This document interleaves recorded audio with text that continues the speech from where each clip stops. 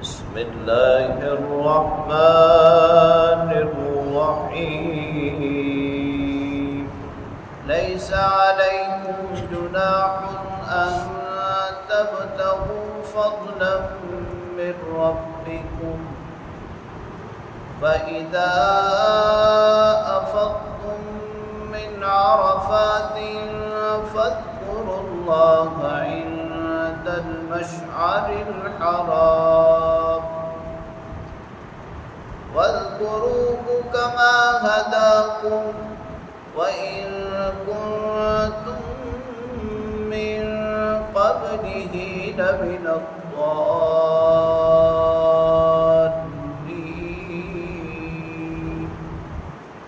ثم أفيضوا من حيث أفاض الناس واستغفروا الله إن الله غفور رحيم صدق الله وصدق رسوله النبي الكريم سورہ بقرہ کی آیت نمبر 198 اور 199 کی تلاوت آپ نے سماعت کی۔ ترجمہ سماعت فرمائیں۔ لیس علیکم جناح ان تبتغوا فضلا من ربکم، تمہارے اوپر کوئی حرج نہیں ہے کہ تم اپنے رب کا فضل تلاش کرو۔ فَإِذَا أَفَضْتُم مِّنْ عَرَفَاتٍ، پس جب تم عرفات سے لوٹو، فَاذْكُرُوا اللَّهَ، اللہ کا ذکر کرو، اللہ کو یاد کرو، عند المشعر الحرام، مشعر حرام یعنی مزدلفہ میں، وَاذْكُرُوهُ كَمَا هَدَاكُمْ، اور اللہ کو ایسے ہی یاد کرو جیسا کہ اس نے تمہیں سکھایا۔ وَإِن كُنتُم مِّن قَبْلِهِ لَمِنَ الضَّالِّينَ، اگرچہ تم اس سے پہلے ناواقف تھے۔ ثُمَّ أَفِيضُوا مِنْ حَيْثُ أَفَاضَ النَّاسِ، پھر تم روانہ ہو اسی طرح جیسے دوسرے لوگ روانہ ہوتے ہیں۔ وَاسْتَغْفِرُوا اللَّهَ، اللہ سے مغفرت طلب کرو، استغفار کرو۔ ان اللہ غفور الرحیم، بے شک اللہ تعالی بخشنے والے، رحم کرنے والے ہیں۔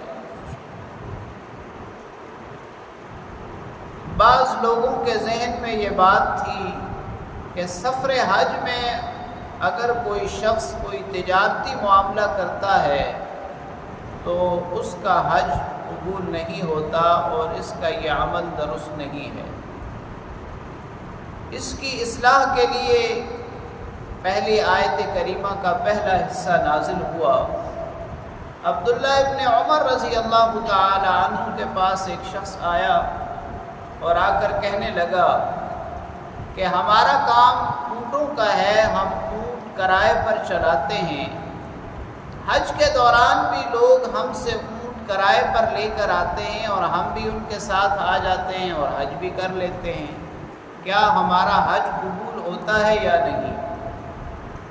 تو عبداللہ ابن عمر رضی اللہ تعالی عنہ فرمانے لگے کہ جناب نبی کریم صلی اللہ علیہ وسلم کے پاس بھی ایک شخص آیا اور اس نے یہی سوال کیا،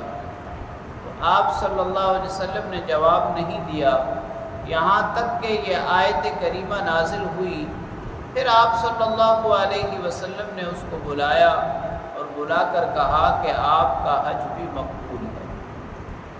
علماء کرام نے، مفسرین کرام نے اس آیت کریمہ کے ضمن میں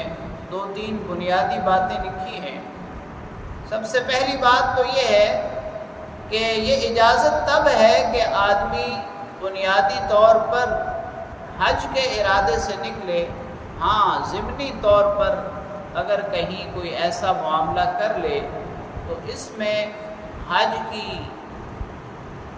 حج کے ثواب میں کوئی فرق نہیں ہوگا،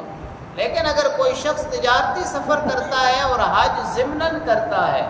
تو یقیناً اس کے ثواب میں کمی ہوگی۔ دوسری بات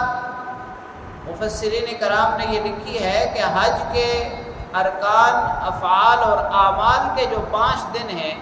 اس میں تو کوئی کام ایسا نہ کیا جائے، باقی دنوں میں مکہ مکرمہ اور مدینہ منورہ قیام کے دوران اگر کوئی شخص کوئی تجارتی معاملہ کرتا ہے اور عبادات میں فرق نہیں آتا تو اس میں کوئی حرج والی بات نہیں۔ دوسری بات، پہلی آیت کریمہ میں یہ بیان کی گئی کہ جب تم عرفات، وقوف عرفہ کے بعد لوٹو مزدلفہ کی طرف، مزدلفہ کو مشعر حرام کہا گیا ہے اس لیے کہ مزدلفہ حرم میں واقع ہے اور دین اسلام کے شعائر میں سے ایک شعار ہے، اور یہ رات بھی حاجیوں کے لیے لیلۃ القدر کی رات سے کم نہیں ہے۔ یعنی جب وقوف عرفہ کے بعد رات کو لوٹیں، مغرب اور عشاء کی نماز عشاء کے وقت میں جمع تاخیر کے ساتھ ادا کریں اور پھر اس رات اللہ کا ذکر کرتے رہیں یہاں تک کہ صبح ہو، صبح کی نماز پڑھ کر پھر مینا کو جائیں۔ خاص طور پر اللہ کریم نے فرمایا وَاذْكُرُوهُ كَمَا هَدَاكُمْ، کہ اللہ کو ایسے ہی یاد کرو جیسے اللہ نے تمہیں حکم دیا ہے۔ زمانہ جاہلیت میں بھی لوگ اس رات میں اللہ کا ذکر کرتے تھے، لیکن مشرکین ساتھ اپنے دیوتاؤں کو بھی یاد کرتے تھے، اس سے منع کیا گیا، اور ساتھ اس بات کی وضاحت بھی کی گئی کہ اس سے پہلے تم ناواقف تھے، اب اللہ رب العالمین نے جو حکم دیا ہے اس کے مطابق صرف اللہ ہی کو یاد کیا جائے۔ دوسری آیت کریمہ میں اللہ کریم نے خاص طور پر قریش کو یہ حکم دیا۔ زمانہ جاہلیت میں قریش اور کچھ خاص قبائل کا یہ طریقہ تھا کہ وہ وقوف عرفہ کے لیے عرفات نہیں جاتے تھے بلکہ مزدلفہ میں ہی قیام کرتے تھے، اور یہ کہتے تھے کہ عرفات تو عام لوگوں کے لیے جانا ہے، ہم حرم سے باہر نہیں جائیں گے۔